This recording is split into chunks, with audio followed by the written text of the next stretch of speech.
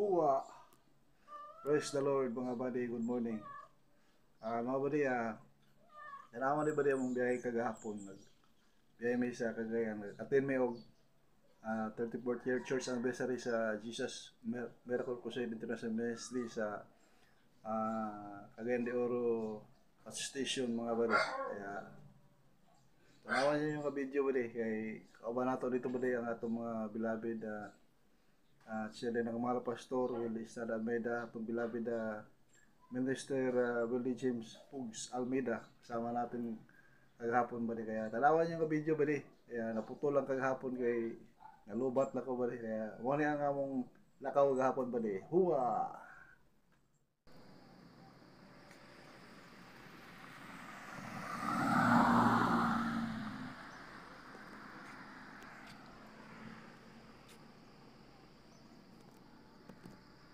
Wa kami sa Claveria karon bali. Madto mi sa Cagayan kay moapil mi sa Thanksgiving sa Jesus Miracle Crusade sa Cagayan de Oro City. Napa mi karon sa Claveria, paingon na mi dito bali. Ha.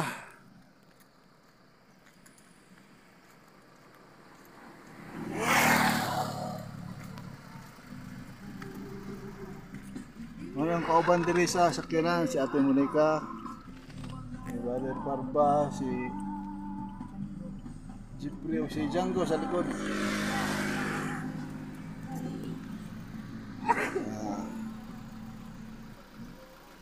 Ano ta bali? Let's go. Buwa. Assistant. Kontay Django tayo di pagkadaon.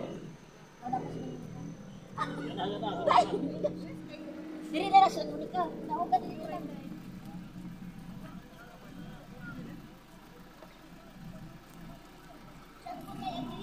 Ito si Django.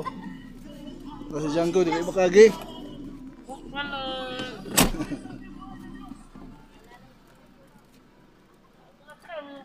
Pinsa kami diri kay diri may mahaw. Kung nga pumahaw, diretso na tayo sa Cagayan.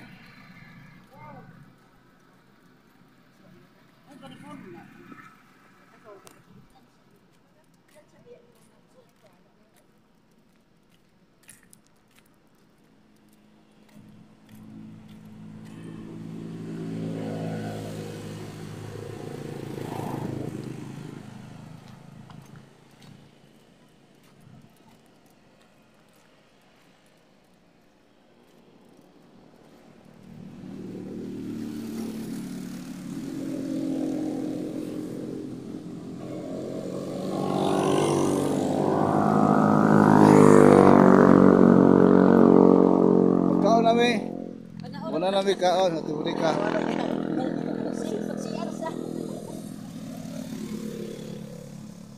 Yo, wow ta dyan. Taba din, mamahaw ta kay alas 6:30 naman siguro ba do? Alas 7. Alas 7 na. Mr. Lord.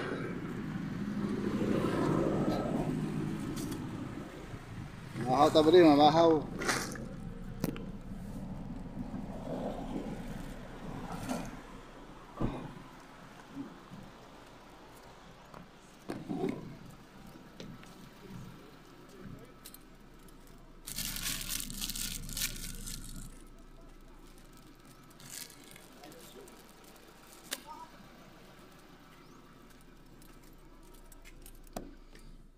Ito na may badi sa Cagayan, humana namin pumahaw.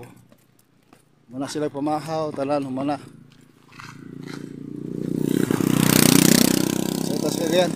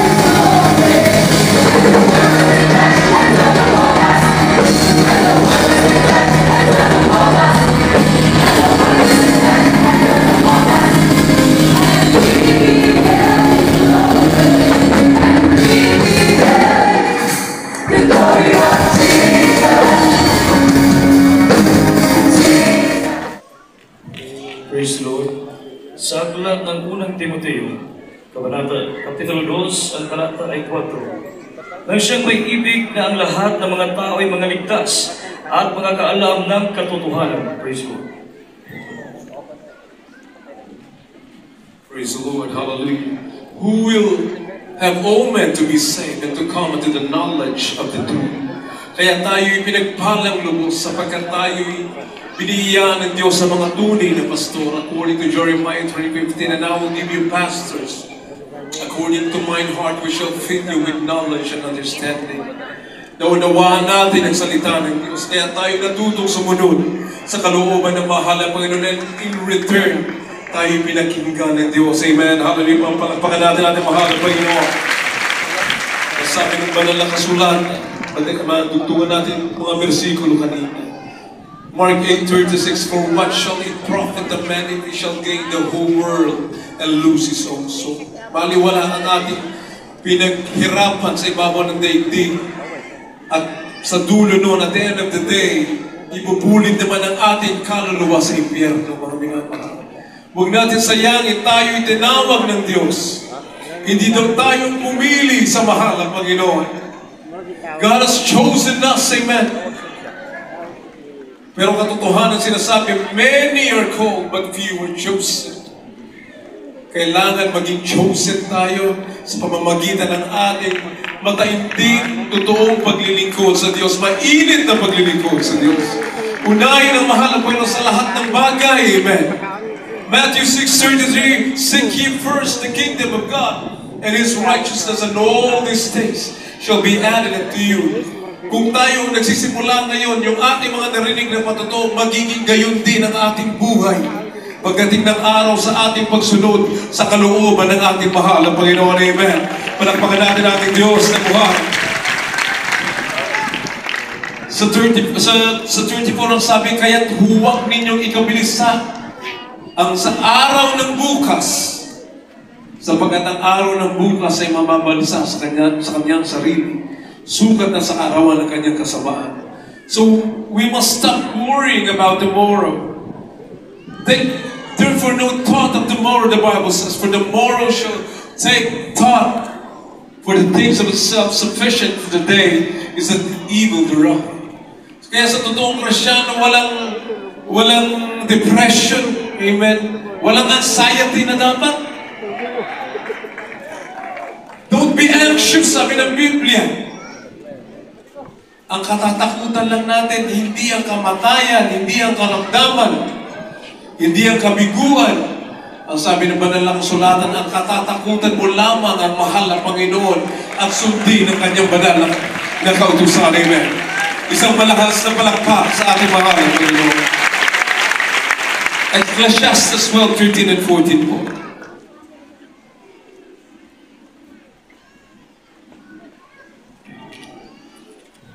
Praise the Lord.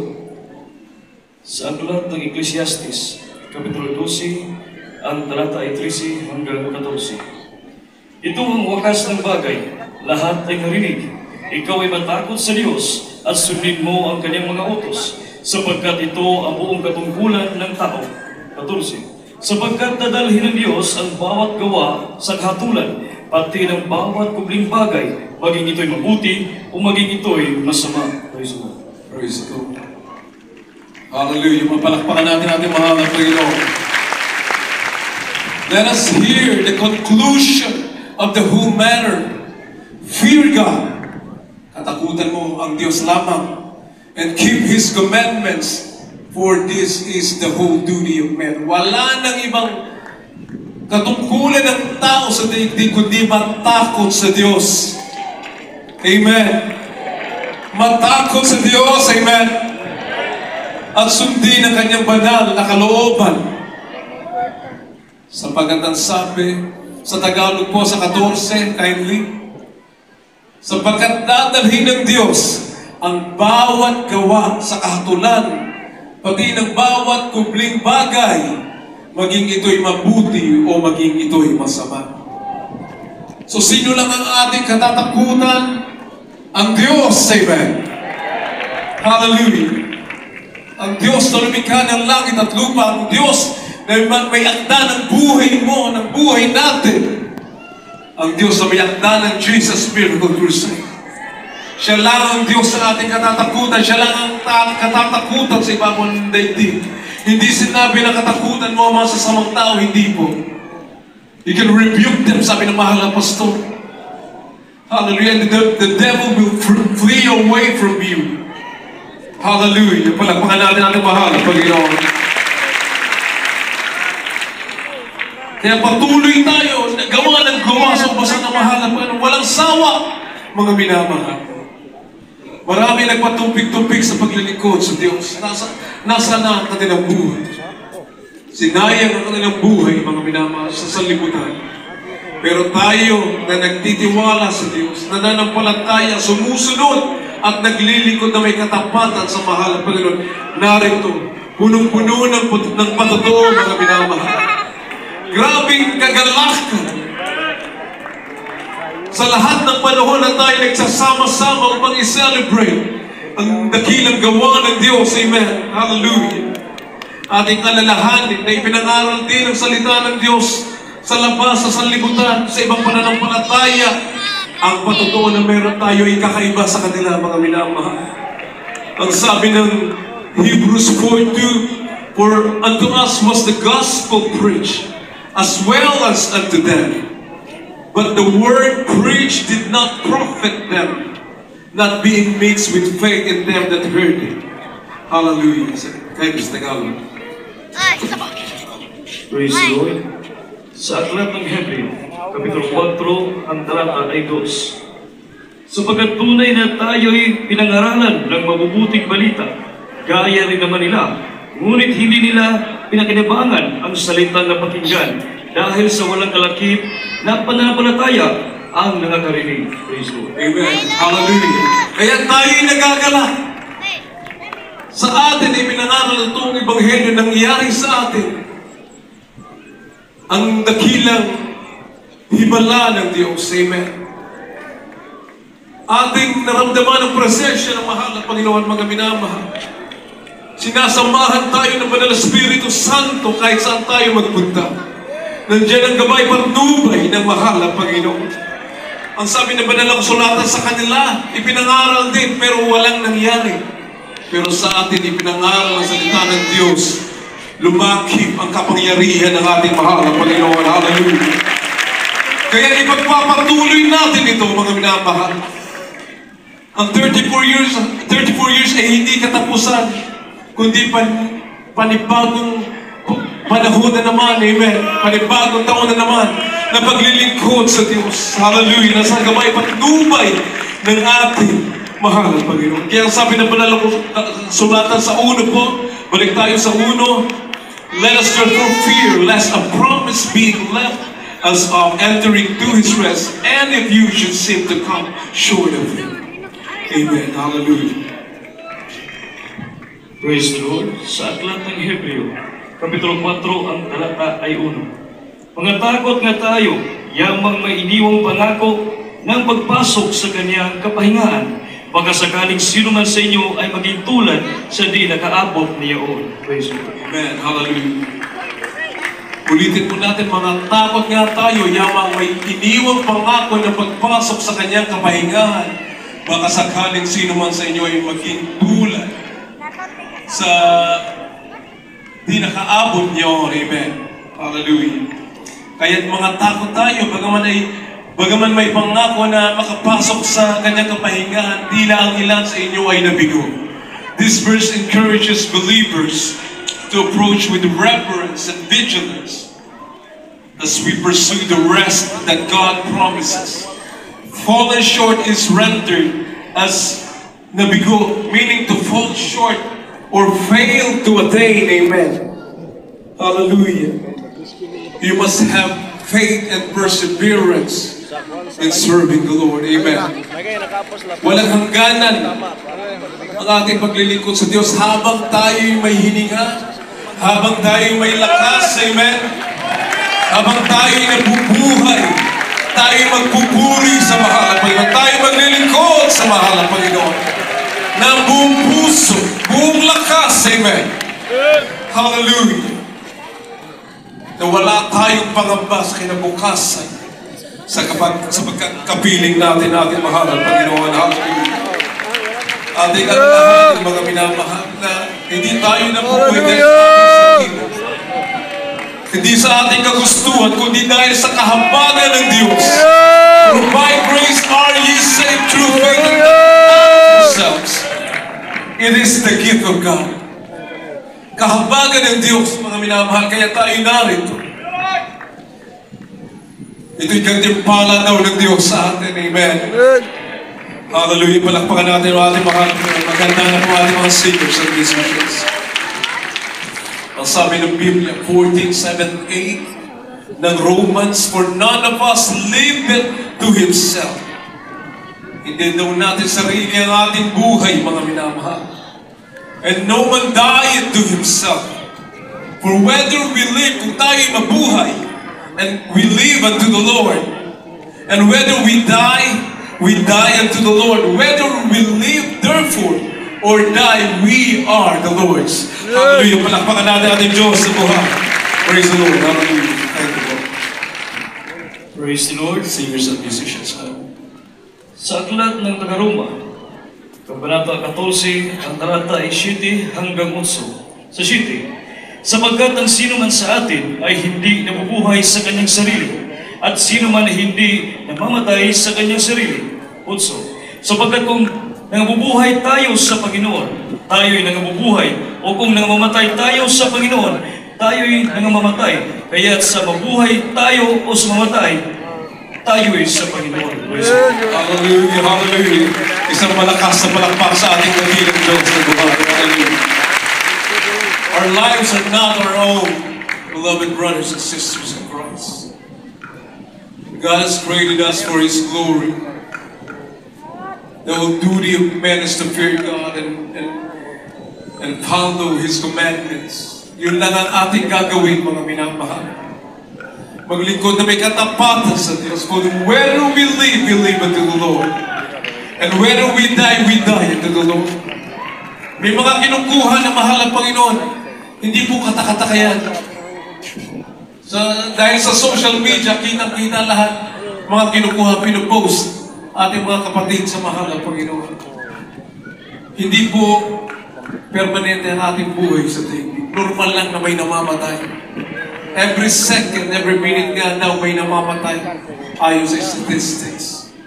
Ang ating isipin lang kung tayo nabubuhay sa mahal ang Panginoon tayo. Kung tayo mamamatay, nasa mahal ang Panginoon tayo. Wala kang katatakutan. Amen. Hallelujah. Ang sabi sa Biblia, call unto me and I will answer thee. Kung nasa totoong paglilingkod ka, tumawag ka sa Diyos sa tiyak na kapahamakan, ikay ililigtas ng mahal ng Panginoon. Yung ba nangyayari sa Cebu, mga minamahal, mga kapatid, ninanod ang ating mga kababayan, ang ating mga mahal na kapatiran, sa kanilang paligid, may mga unbelievers. Ang sabi nila, dun tayo sa Miracle Crusade, ililigtas tayo ng Diyos dyan. Hallelujah! Maliit na bahay na kapatiran, first floor lang, bungalow, mga minamahal. Nagpuntahan ang ating mga kababayan sa bahay na yan. Dumaan ang malakas na agos ng tubig. Yung mga truck bumangga dun sa kanilang kapitbahay na may second floor. Semento yung bahay. Wasak yung bahay na yan. Pero yung mga tao na pumunta doon sa bahay ng kapatiran, yung kapatiran na naroon na nagpupuri sa Diyos, sila ililigtas ng mahal ng Panginoon. Hallelujah! Hallelujah! God is with us, mga minamahal. Kasama natin ang mahal ng Panginoon. Bagaman malungkot na may lumilis, maging ang ating mahal na pastor, beloved assistant pastor, sa kanilang paglisa. Pero tinuruan na tayo na magtiwala sa Diyos. Tinuruan na tayo na tumayo sa ating sariling pananampalataya. At mula noon hanggang ngayon, hindi nagbago ang Diyos. His faithfulness remains the same. We must press toward the kingdom of God. Hallelujah, hallelujah. We are in a journey. Tayo'y manlalakbay lamang, mga minamahal. Walang may pagmamalaki ang tao sa mahal ng Panginoon. Tayo maglingkod na may katapatan. Ang lahat ng pinaghihirapan sa ibabaw ng daigdig, yung sabi ng Biblia, Ecclesiastes 5:15 kung paano siya'y lumabas sa bahay bata ng kanyang ina. Hubad na nayayaon siya uli na gaya ng siya'y dumating at hindi magdadala ng anuman sa kanyang nagawa na kanyang madadala sa kanyang kamay. As he came forth of his mother's womb, naked shall he return, to go as he came, and shall take nothing of his labor, which he may carry away in his hand. Yan ang katotohanan, mga minamahal. Wala tayong dadalhin sa ating pupuntahan. Sa hukay man yan, o sa pagdagit ng mga banal, lahat iiwan natin, mga minamahal. Kaya tayo maging handa lagi maglingkod sa mahal na Panginoon may katapatan. Ipinagtatrabaho ang sariling kaligtasan. Hindi mo pinapakilaman ng kapwa mo, mga minamahal. Yes, we are our brother's keeper. Nagpapalakasan tayo sa pananampalataya. May mga mahina, may malakas. Kung malakas ka, huwag mo ipagmalaki sa harapan ng mahal na Panginoon. Because that's pride. It's only by the grace of God we are here. Hallelujah. Ipanalangin ang mga nangihina. Ito ang event gapon ba rin sa Thanksgiving 34th year anniversary sa Jesus Miracle Crusade. International Ministry of Station, mga bali. Ito ang event gapon. Hindi na ito makuha ang full nga kwan sa video kay grabe ang crowd bali. Dito na ko sa taas sa Butser ako dito sa Tumoy na ko nag stay kay wala na may makanti sa ubos, wala na bangko, wala na. Butser area puno na, nag-vote na sila dito. Pag na katong Adult Square, kanta sa Adult Square, baba ko. Kanta na po sa mga picture o mga worker, baba na po ko. Kaya na ang sitwasyon gapon. Grabe ang crowd bali, glory to God. Puri naman na Panginoon, salamat sa Diyos at pinagpala bali ang gawain dito sa Cagayan de Oro City anniversary. God bless us po mga bali. Bubat ko gahapon bali, wala na ko padayon sa pag-video. Nakauli mi sa bayugan bali, nakabot mi alas 12. Ay, alas 12. 12 na sa tong gabi. Tapos relax na rin bali tabang karo si Ginoo. Kaya salamat bali sa padayong pag-suporta sa atong YouTube channel bali. God bless us po mga bali. At nag-like, nag-share at nag-subscribe. Pagpalain at hindi nag-skip ng ads ay lalong pagpalain. Huwa, wala sa takbo bali. Takbo bang malupa, sa kanyo silang pawis. Huwa. Bye-bye.